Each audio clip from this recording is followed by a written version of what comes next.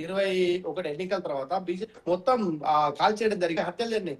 ఈసారి ఒక్క దంగాయి లేకుండా కేంద్ర సెంట్రల్ అయితే బలగాలు అయితే వీళ్ళంతా కూడా కంట్రోల్ చేయడం జరిగింది. ఇప్పుడు డైమండ్ హార్బర్ లాంటి దాంట్లో కావచ్చు, పల్తా దాంట్లో కావచ్చు, ఈరోజు మమతా బెనర్జీ యొక్క అల్లుడు మేనల్లుడు అభిషేక్ బెనర్జీ ఇచ్చిన statement, I'm challenging Indian union అంటే ఇంక్లూడింగ్ ఆల్ టెరిటరీస్ కలుపుకొని మిమ్మల్ని ఛాలెంజ్ ఇస్తే మీకు దమ్ముంటే పలుకులకు వచ్చి గెలిచి చూపేయండి అని చెప్పేసి ఆయన ఛాలెంజ్ ఇస్తుంటారు.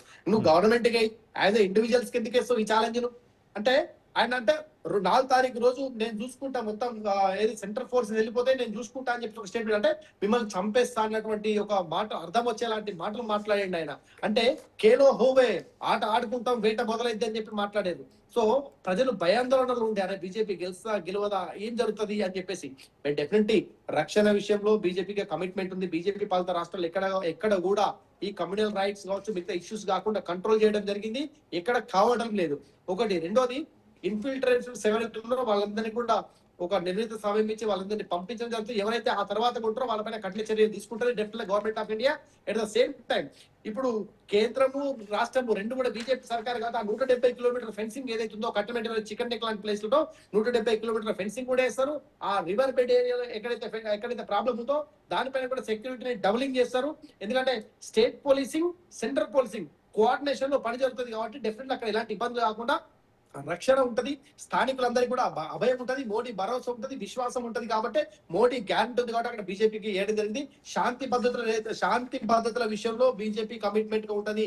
ఎవరైతే దంగాలకు అల్లర్లకు పాల్పడతారో వాళ్ళపైన ఎంక్వైరీ జరుగుతాయి. డెఫినెట్లీ మమతా బెనర్జీ ఆమె చేసినటువంటి స్కాములు, ఆ మధ్యవర్గం చేసిన స్కాములు, వాళ్ళ మేధావులు చేసినటువంటి ఇష్యూస్ ఏవైతున్నాయో అది పొలిటికల్ వెండెట్టా అంటారా లేకపోతే ఇంకా అంటారా సోకాల్డ్ మేధావులు బయటకు వచ్చి మాట్లాడితే తెలియదు. కానీ వాటిపైన కూడా ఎంక్వైరీ జరుగుతుంది. ప్రజలకు బరాబర్ వాళ్ళు జవాబు చెప్పాల్సిన అవసరం ఉంటుంది.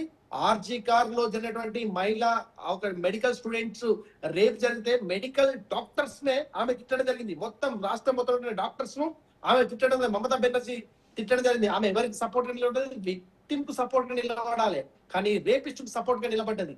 కాబట్టి డాక్టర్స్ కూడా ఈ రోజు ఆమె తిట్టడం జరిగింది. డాక్టర్స్ కూడా ఆమెను ఇది చేస్తున్నారు. కాబట్టి ఏదైతే బాధితులు ఉన్నారో బాధితులకు అండగా బీజేపీ ఉంటది. ఎవరైతే కమ్యూనల్ రైట్స్ ఇంకోటి చేయాలని ప్రయత్నం చేసినారో వాళ్ళపైన కొరడా దులిపిస్తారని చెప్పేసి తెలియజేస్తా ఉన్నా. రైట్. సీతా గారు మీరు చెప్పండి, కేరళలో వరుసగా రెండోసారి అధికారంలోకి రావాలనుకున్న ఎల్డీఎఫ్ కళలను చెల్లచెదురు చేస్తూ యూడీఎఫ్ అద్భుతమైన విజయాన్ని అయితే సాధించింది. ఈ విజయాన్ని మీరు ప్రభుత్వ వ్యతిరేకతగా చూస్తున్నారా లేక రాహుల్ గాంధీ గాలిగా భావిస్తారా?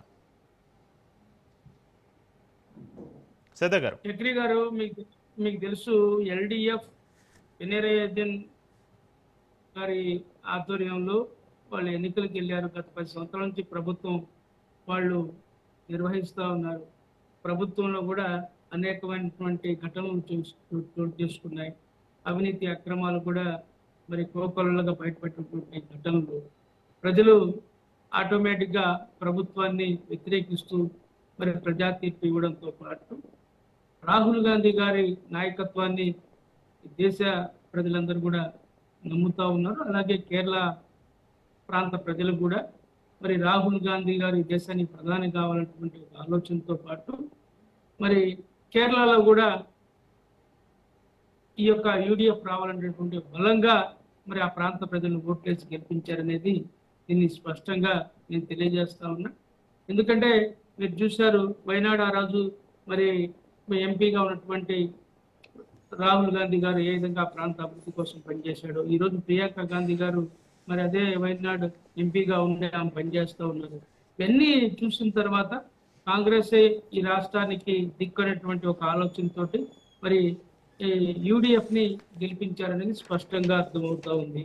ఎందుకంటే రానున్న రోజుల్లో కూడా మరి ఉన్న వాస్తవాలు, ఎందుకంటే కొంతకాలమే మనం ప్రజల్ని మోసం చేయగలం, 1 సారి 2 సార్లు 3 సార్లు. ఇంకా ప్రజలందరూ కూడా దేశ ప్రజలు 140 కోట్ల మంది ప్రజలు ఆలోచిస్తూ ఉన్నారు. బీజేపీ విధానాలు దేశవ్యాప్తంగా ఎలా ఉన్నాయో చూస్తూ ఉన్నారు. సంవత్సరానికి 2 కోట్ల ఉద్యోగాలు ఇస్తున్నటువంటి మోడీ గారు మరి 12 సంవత్సరాలు అయింది, ఒక ఉద్యోగం లేదు. కోట్లాది ఉద్యోగాలు ఊడిపోయినాయి మనం చూసాం.